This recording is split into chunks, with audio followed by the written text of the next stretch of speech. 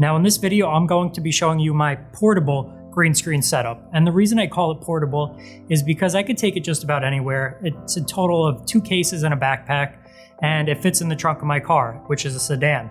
And I work a lot in the New York City and tri-state area, so I'm always on the go. And it's just very, very convenient and easy to set up wherever I go. Now the first thing that I do at every green screen shoot is find a location to set up. I need a location that's quiet, has very little foot traffic, and has enough space to fit all of this equipment. In this case, we're at a car dealership in their cafeteria. Now there is very little foot traffic here, but keep in mind that it is still a cafeteria, there is a fridge here, and people will be in and out getting their lunch. And also it's about 95 degrees outside, so the air conditioner comes on once in a while, but that sound can be removed in post. I typically like to have about 10 feet in width and 20 feet in depth, so I could set up the green screen, the lights, stagger them a little bit, and then have the camera far enough back where we can get the whole green screen, but the client can still see the teleprompter. Now I typically don't wear shorts on shoots either, but this is a client that I've worked with many times before, I'm very comfortable with. And we're also on the 2nd floor with no elevator, and it's about 95 degrees outside, so it's a little bit hotter up here. So now that we've found our location, we're going to start setting up the green screen and the lighting.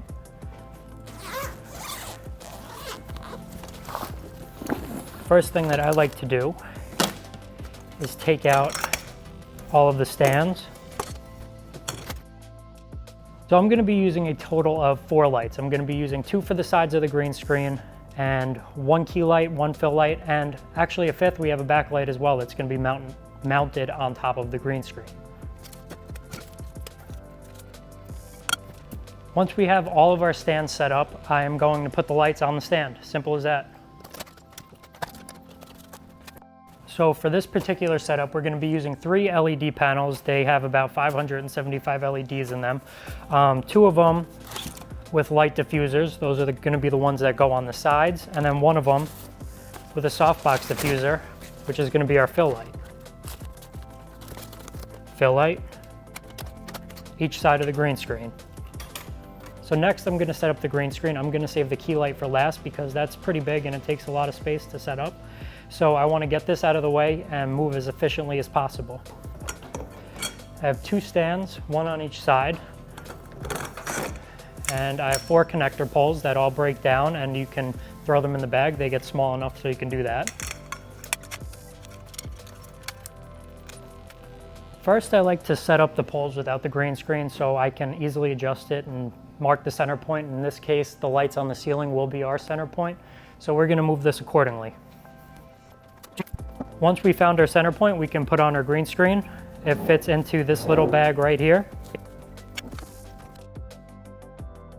Next, I'm going to clamp down the 2 top corners of the green screen. And the reason that I do that is so that I can mount my hair light while it's still low and it's not an issue getting up there and adjusting, and it's just a pain in the butt once it's all the way up. That's what she said. I have my clamp attached to the little mounting screw, and here's the light.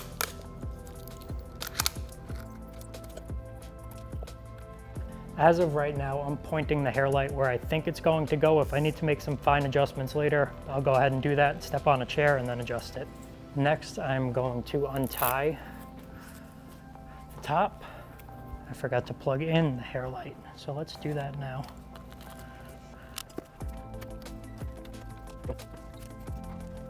Seems about right. Now we could clamp the rest of the green screen.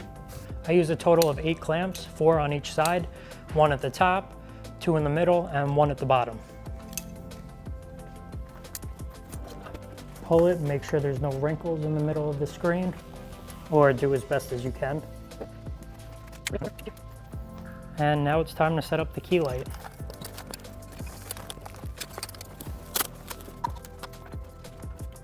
And there we go, our key light is set up. After setting up, I've noticed that my green screen's a little uncentered in comparison to the light. You can see it right there. So I'm gonna move it over just a teensy bit. After that's all done, I'm going to start plugging in my cables and testing the lights a little bit.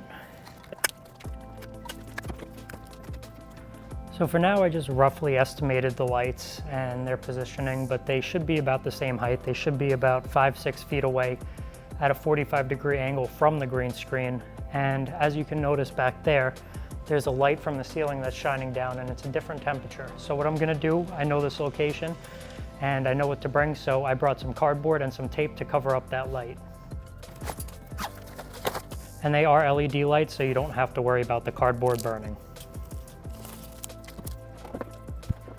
That looks pretty good. So now what I'm gonna do next is turn false color on the camera and adjust my lighting accordingly. I don't want any spots on the green screen more lit up than others. So I want it all the same exact brightness. Looks pretty good on false colors. There's a little bit of light bleed, but that's not something to be overly concerned about. You don't have to be a perfectionist with this, just try to get it as best as possible.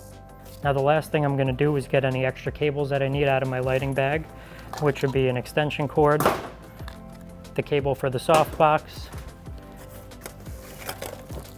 the cable for the key light, and the teleprompter. And this will be the last thing we do before we put our lighting bag away. That's our teleprompter. You throw the iPad in there, you throw the camera behind it, and it's just like you're a news broadcaster. So here's a little bit more of a wide angle so that you can see what I did. I have a light on the left, a light on the right, or my left, my right, both about the same height, about the same distance away from the green screen, and about the same brightness. And that's pretty much it besides the hair light that we have back there. And let's move on to the next step. So now that we have this all set up, we can go ahead and get rid of my lighting case. And the next thing that I'm going to do is set up the microphone and the stand. So here's the stand that I use. It's very compact, but it's also very, very strong. So what I do is I put the stand here, connect these two pieces that hold the boom microphone. You can see when we extend it, the boom pole fits snugly in there. So for demonstration purposes, we're going to collapse this for now. I'm going to go grab my mic.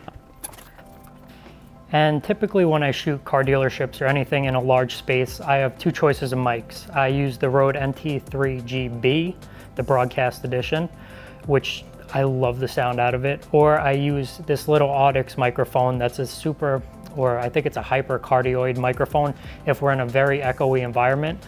But for this instance, we're in an enclosed space and there's very, very little echo, so I'm going to use the NT3GB. And besides that, we're pretty much done with the green screen part of the setup. Now let's move on to the camera setup.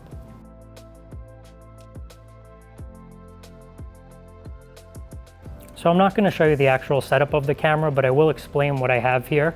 Right here, it's a Blackmagic Pocket Cinema Camera 4K with the Sony MPF battery plate. And I also have a Samsung T5 drive attached to it. And I have a Tascam DR060 Mark II, which is going to record the audio. That has a split cable, so it can feed both into the Tascam and it can feed into the Blackmagic for backup, which is pretty cool. I'm also using a lens hood inside, and you will see why in a little bit. I know it doesn't really make too much sense besides the lights on the ceiling, but there is a reason that I use it. So I don't know if I mentioned this before, but I'm using a Metabone speed booster, the 0.71 with the Nikon 24-70. There's a reason why I use a zoom lens and not a prime for this, and it's because I might have to adjust how close I am to the subject. And it's just a little easier, and I trust this zoom lens. I've had it for a while and it's very, very sharp, even wide open. So the next thing I want to do is adjust my camera accordingly. I want the green screen to be perfectly centered in the camera. So I'm gonna move it around. I've worked here before, so I kind of know where I'm going with this. And as you can see, I can raise and lower this tripod head. Besides the fact that it's really, really light, it's also really, really easy to move up and down depending on the height of your subject. So for this instance, I know my subject is fairly tall, so I'm gonna raise it up to about chest height.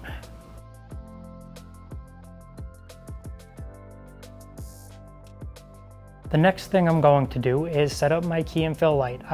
Again, I've worked here many times before, so I have a general idea of where they're going to go. I'm going to put my key light over there and my fill light probably a couple feet behind me.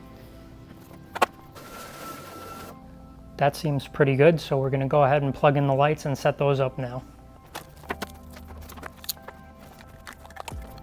We're almost there. 2 more steps left. We have the microphone positioning, and then we have to set up the teleprompter. Both of those are fairly easy and should take me about 2 minutes in total. So let's put the mic where we think the subject's going to go. The subject's not here yet, but he's about my height, so I can get a good idea of trial and error to see where he might be standing and how high I should be placing the mic.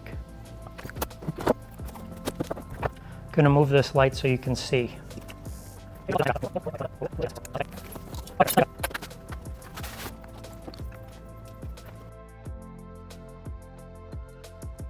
Okay, so last but not least, we have our teleprompter.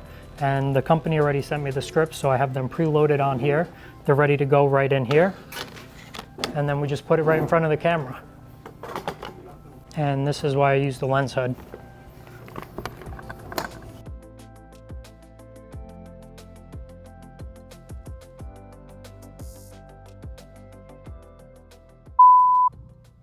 I'm David Bergman. I'm with Star Performance Marketing. We're an automotive advertising agency. We've been using John Sheridan to shoot most of our content for the better part of 5 years now. It could not be any smoother. Talk about on time, professionally set up, and delivers some of the highest quality material that we use out of anybody that we've ever tried in the past. If you don't use John yet, you should. So call John Sheridan, 121 Productions. What's up?